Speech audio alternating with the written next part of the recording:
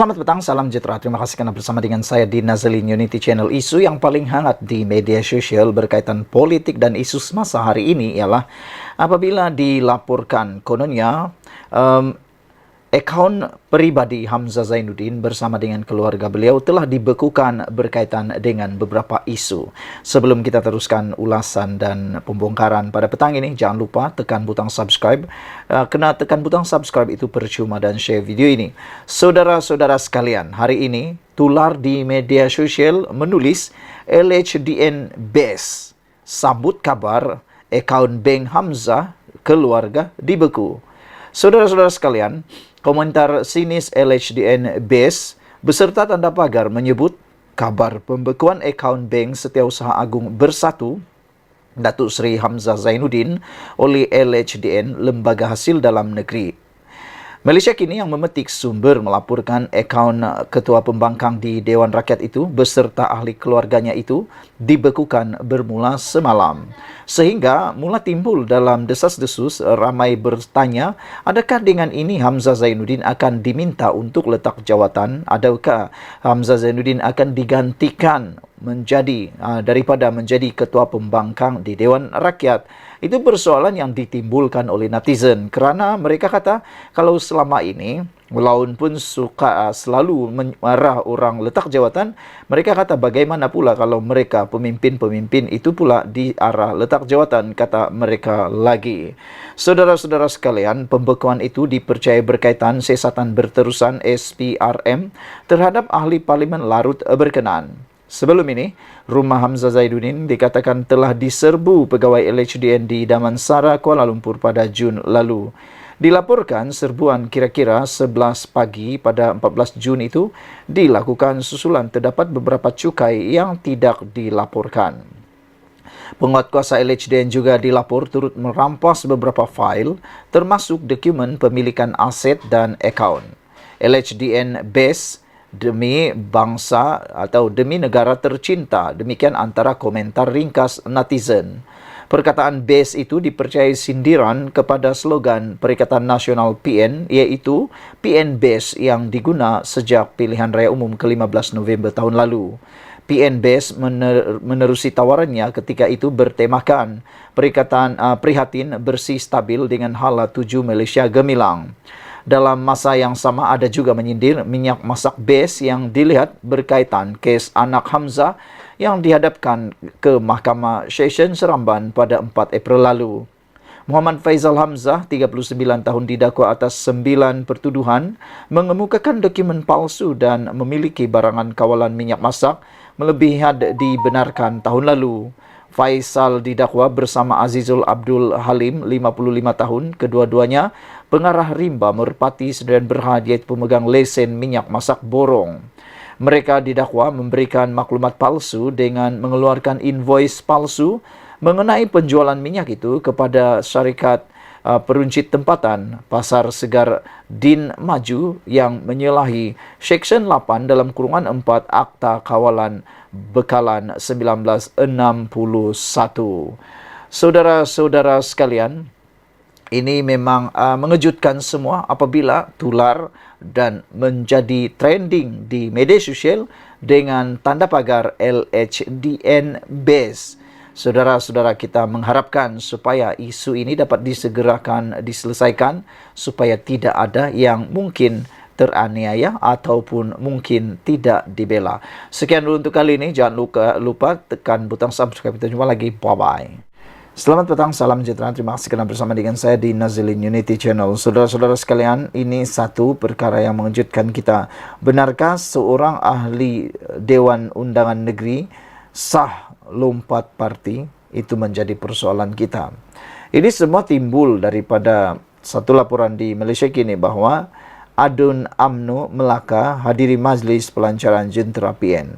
Tentunya perkara ini menarik perhatian kerana mana mungkin seorang pemimpin atau adun daripada UMNO mahu menghadiri majlis pelancaran jentera PN kecuali beliau memang nekat untuk menyokong dan sekaligus meninggalkan parti UMNO. Adun UMNO Melaka Muhammad Jailani Khamis dilaporkan hadir pada sebuah majlis berprofil tinggi Perikatan Nasional di Johor malam tadi. Acara itu bagi menandakan bermulanya kempen Perikatan Nasional bagi pilihan raya kecil PRK Simpang Jeram dan Pulai yang berlangsung pada 9 September ini. Kehadiran Jailani malam tadi diumumkan oleh Setiausaha Agung PAS Taqiyuddin Hasan yang memaklumkan ada rakan dari Melaka yang menyertai mereka. Menurut akhbar The Star, Jailani berkata dia hadir pada majlis itu bagi pihak Mufakat Nasional, sebuah NGO yang diterajui oleh bekas Setiausaha Agung BN Anwar Musa. Anwar Musa dipecat daripada UMNO pada 16 Disember tahun lalu kerana dakwa cuba menggugat UMNO. Susulan itu, dia mengasaskan Mufakat Nasional dan membawa masuk PAS bersama. Saya mewakili Anwar di sini kerana Mufakat Nasional berpegang teguh dengan kepercayaan kepada perpaduan ummah. Kebetulan semangat yang sama dikongsikan oleh Perikatan Nasional. Kami percaya perpaduan ini tidak akan mati dan kami tidak bermusuhan dengan mana-mana parti politik, katanya. Jailani berkata kehadirannya pada majlis itu bukan bermakna dia akan meninggalkan UMNO. Bukan, kita cuma mau perpaduan ini diteruskan. Jika tidak melalui PAS, UMNO dan Bersatu, maka melalui Mufakat Nasional sebagai NGO, kata beliau. Perlu ada ruang untuk Parti Melayu duduk bersama dan bersatu, katanya lagi. Tindakan Jailani itu dijangka akan menimbulkan rasa kurang senang di kalangan pimpinan UMNO yang berikrar akan menyokong usaha kerajaan Pakatan Harapan dalam mempertahankan kedua-dua kerusi tersebut. Jailani dilantik sebagai Adun Rembia pada tahun 2018 dan atas tiket PKR sebelum berpaling tadah pada tahun 2020 dia menyertai UMNO setahun kemudian. Setelah dipilih semula semasa pilihan raya Dewan Undangan Negeri Melaka 2021 atas tiket BN, dia dilantik sebagai anggota Exco Kerajaan Negeri Ketua Menteri ketika itu Sulaiman Mat Ali. Bagaimanapun, apabila Abdul Rauf Yusuf mengambil alih jawatan Ketua Menteri pada tahun ini, Jailani digugurkan.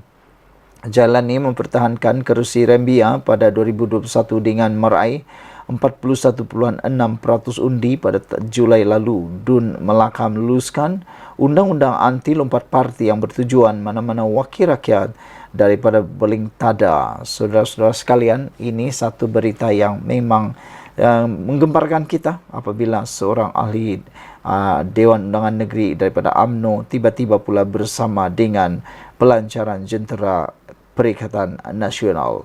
Namun demikian, apa yang mengejutkan kita ialah tiada jalan untuk mereka cuba-cuba lompat parti kerana sekarang ini sudah undang-undang anti lompat parti. Sekian dulu untuk kali ini. Jangan lupa tinggalkan komen Anda, tekan butang subscribe. Kita jumpa lagi. Bye-bye. Selamat petang, salam sejahtera. Terima kasih kerana bersama dengan saya di Nazilin Unity Channel. Ini satu keputusan daripada Mahkamah LHDN yang amat mengejutkan seluruh rakyat Malaysia. Ianya berkaitan dengan Hamzah Zainuddin. Hari ini disahkan bahawa LHDN telah membekukan akaun bank Hamzah Zainuddin dan keluarga beliau. Lembaga Hasil Dalam Negeri LHDN dilaporkan mengambil tindakan membekukan akaun bank milik seorang pemimpin pembangkang dan ahli keluarganya. Sumber yang tahu berkenan perkara itu mengesahkan kepada Malaysia Kini bahawa ahli politik tersebut ialah Setiausaha Agung Bersatu iaitu Hamzah Zainuddin. Sumber itu juga berkata akaunnya dibekukan bermula hari ini. Tindakan berkenan dipercayai ada kaitan dengan siasatan berterusan SPRN terhadap ahli politik berkenan. Malaysia Kini telah menghubungi Ketua Pesuruhjaya SPRM Azam Baki untuk mendapatkan maklum balasnya berkenan perkara ini. Sasaran politik terdahulu hari ini The Star memetik sumber yang tidak didedahkan berkata, pembukaan akaun tersebut berlaku pada hari ini namun laporan itu tidak menyatakan nama ahli politik itu secara khusus. LHDN enggan mengulas lanjut mengenai perkara itu dan menjelaskan hanya pihak yang terlibat boleh mengesahkan pembekuan akaun berkenan. Pun begitu, beberapa sumber yang rapat dengan pemimpin terbabit memberitahu The Star, tindakan yang diambil ke atas tokoh politik pembangkang berkenan memang benar. Ya, ia berlaku, tetapi ahli politik berkenaan tidak terganggu dengan langkah tersebut, kata beliau.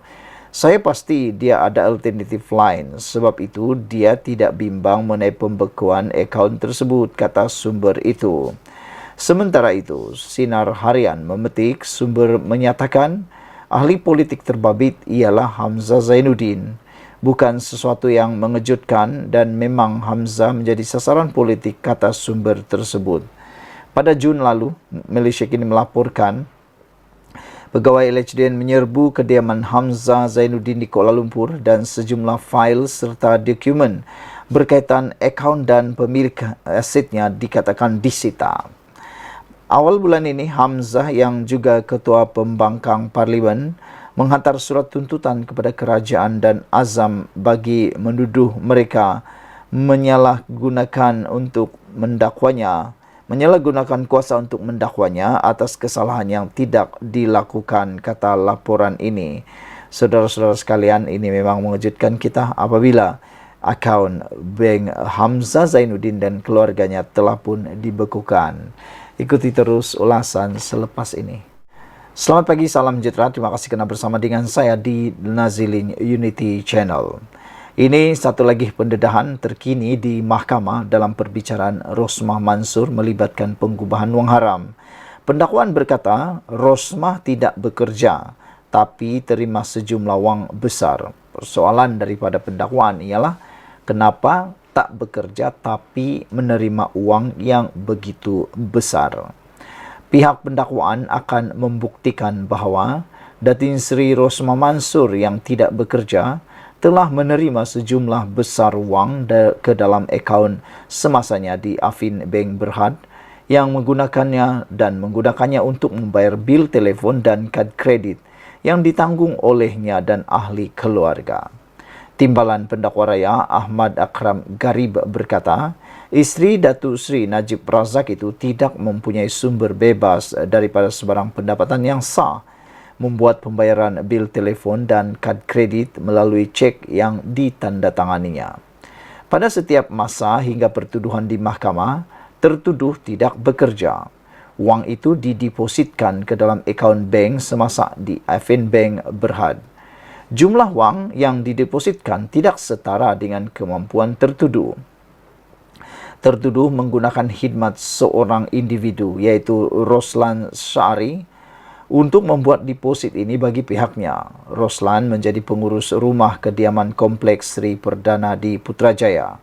Wang dalam deposit ini menjadi subjek pertuduhan pertama hingga ke-12 dalam kes ini, kata beliau dalam pernyataan pembukaannya pada hari pertama perbicaraan kes pengubahan wang haram yang dihadapi Rosmah di hadapan Hakim Mahkamah Tinggi K.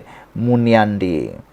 Ahmad Akram berkata, wang berkenaan tidak pernah dimaklumkan kepada Lembaga Hasil Dalam Negeri LHDN seperti yang dikehendaki oleh undang-undang dan cukai pendapatan juga tidak pernah dibayar terhadap wang berkenaan. Oleh itu, Ahmad Akram berkata, pihak pendakwaan akan membuktikan bahawa ketika disoal siasat oleh pegawai SPRM, tertuduh telah membuat kenyataan palsu berhubung wang yang dimasukkan ke dalam akaunnya. Pihak pendakwaan akan mengemukakan sebagai sebahagian daripada kesnya penyataan yang direkodkan daripada tertuduh di bawah Seksyen 32 dalam kurungan 3 Akta Pencegahan Pengubahan Wang Haram, Pencegahan Pembiayaan Keganasan dan Hasil daripada Aktiviti Haram 2001. Adalah menjadi kes pendakwaan bahawa apabila keseluruhan keterangan dipertimbangkan secara menyeluruh, kelakuan tertuduh dalam semua keadaan kes itu secara adil menyokong kesimpulan yang tidak dapat ditolak bahawa deposit yang dipersoalkan adalah hasil daripada aktiviti yang menyalahi undang-undang yang bertentangan dengan Seksyen 4 dalam kurungan 1(1)(a). Bukti yang akan dikemukakan oleh pihak pendakwaan akan membuktikan bahawa deposit berkenaan boleh dipercayai secara munasabah sebagai harta yang merupakan hasil daripada aktiviti yang menyalahguna atau menyalahi undang-undang. Seperti yang telah kami katakan, tertuduh tidak mengisytiharkan wang depositnya itu di LHDN seperti yang dikehendaki oleh undang-undang, kata Ahmad Akram. Beliau juga berkata, Istri bekas Perdana Menteri itu telah melanggar Seksyen 112 Akta Cukai Pendapatan 1967 yang merupakan kesalahan berjadual di bawah AMLA. Oleh itu, ia adalah satu kesalahan yang serius yang perlunya pelakunya merupakan aktiviti yang menyalahi undang-undang yang mengikut definisi pengubahan wang haram. Mengenai fakta yang disebutkan di atas, pihak pendakwaan akan menentukan bahawa tertuduh melakukan kesalahan pengubahan wang haram seperti yang didakwa dalam pertuduhan terhadapnya, kata timbalan pendakwa raya itu. Rosmah, 71 tahun berdepan, 12 pertuduhan pengubahan wang haram membabitkan RM7,97,750 dan 5 pertuduhan gagal mengisytiharkan pendapatannya terhadap LHDN. Beliau didakwa melakukan perbuatan itu di Afin Bank Berhad, bangunan getah asli Cawangan, Jalan Ampang di Kuala Lumpur antara 4 Disember 2013 dan 8 Jun 2017 dan di LHDN Kompleks Bangunan Kerajaan, Jalan Tunku Abdul Halim di Kuala Lumpur antara 1 Mei 2014 dan 1 Mei 2018. Saudara, ini ialah persoalan yang paling penting, yang paling besar harus kita ketahui. Rosmah tidak bekerja tapi terima sejumlah wang besar, kata pendakwaan. Kita jumpa lagi. Bye-bye. Selamat datang, salam sejahtera. Terima kasih karena bersama dengan saya di Nazilin Unity Channel. Wah, ini pasti satu pendedahan yang tak pernah Anda ketahui. Sejak akhir-akhir ini, kes tentang Rosmah Mansur dan Najib Razak sudah lama dilupakan. Tetapi ianya mula timbul semula apabila kes perbicaraan mereka mula dibuka semula. Ini memberikan pendedahan-pendedahan dan juga pembongkaran-pembongkaran rahsia dan isu yang ramai tak tahu dan kita pun tak pernah dengar. Hanya apabila di dalam mahkamah barulah sebarang isu itu dikeluarkan. Itu sebab saya kata, kalau nak saman lebih baik disaman di mahkamah, kerana apabila berlaku di mahkamah, pertikaian di mahkamah, perkara-perkara yang tersembunyi akan semuanya diketahui. Dan hari ini dikabarkan di mahkamah, disebut di mahkamah bahawa jurubank akaun Rosmah terima masa atau terima masuk lebih RM1 juta ringgit antara 2014 hingga 2017. Wah, ini satu nilai uang yang bukan sedikit tetapi amat baik, sangat banyak. Seorang jurubank hari ini memberi keterangan bahawa akaun Rosmah Mansur menerima masuk lebih RM1 juta antara 2014 dan 2017. Semasa perbicaraan pengubahan wang haram dan pengelakan cukai berjumlah RM7 juta hari ini ke atas isteri bekas Perdana Menteri Najib Razak, Nur Ashikin Abdullah dari Afin Bank berkata, terdapat 27 transaksi melibatkan RM1 juta ringgit. Mesin deposit tunai bank merekodkan transaksi yang melibatkan akaun yang berakhir dengan 0058, katanya lagi. Saksi pertama pendakwaan itu ketika membacakan kenyataan bertulisnya berkata bahawa deposit di cawangan bank di beberapa lokasi itu dilakukan antara 13 Oktober 2014 dan 8 Jun 2017. Menurut Ashikin, deposit sehari terbesar adalah RM62.350 di cawangan bank di Bangsar, Kuala Lumpur pada 7 Oktober 2015, manakala yang terkecil ialah RM3.300 di cawangan bank LTAT Kuala Lumpur pada 12 Disember 2015. Saudara-saudara sekalian, ini bukan satu jumlah yang kecil, ini jumlah yang amat banyak. Persoalannya ialah dari manakah uang itu dan mengapa dia masuk. Sekian dulu untuk kali ini. Jangan lupa tinggalkan komen Anda, tekan butang subscribe. Kita jumpa lagi. Bye-bye. Selamat petang, salam sejahtera. Terima kasih karena bersama dengan saya di Nazilin Unity Channel. Ini satu keputusan yang paling mengejutkan daripada mahkamah hari ini apabila disahkan Rosmah Mansur kalah lagi di dalam rayuan beliau di mahkamah. Dan pastinya ini akan memberikan pelbagai reaksi daripada netizen. Apa reaksi kamu terhadap kekalahan Rosmah Mansur dalam rayuan beliau di mahkamah ini? Sebelum kita teruskan ulasan kali ini, jangan lupa tinggalkan komen Anda, tekan butang subscribe. Saudara-saudara sekalian, wanita ini, yaitu hari ini hakim menolak menangguh kes penggubahan wang haram Rosmah. Wah, ini satu perkara yang kita tunggu-tunggu. Sebenarnya keputusan ini yang kita tunggu-tunggu, karena ada orang kata Anwar Ibrahim mungkin akan campur tangan, kata mereka. Tetapi dengan adanya keputusan-keputusan terkini daripada mahkamah seperti ini, maka terbuktilah bahawa Perdana Menteri Datuk Seri Anwar Ibrahim bebas daripada sebarang campur tangan di mahkamah. Hakim menolak tangguh kes penggubahan wang haram Rosmah. Mahkamah Tinggi Kuala Lumpur pagi ini menolak permohonan untuk menangguhkan kes penggubahan wang haram dan pengelakan cukai Rosmah Mansur berjumlah RM7 juta. Hakim Perbicaraan Jenayah K. Munaidi menafikan permohonan timbalan pendakwa raya Ahmad Akram Garib untuk mengosongkan perbicaraan yang dijadualkan hari ini bagi memberi masa kepada Jabatan Peguam Negara AGC meneliti surat representasi tertuduh.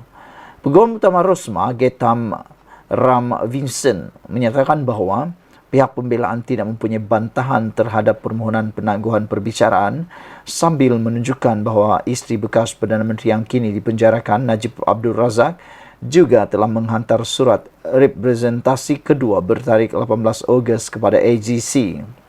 Setelah mempertimbangkan hujahan daripada pihak dan kes ini belum selesai sejak 2018 dan ia tidak dilepaskan, hanya adil kepada tertuduh dan pihak pendakwaan untuk meneruskan kes itu, kata Muniadi.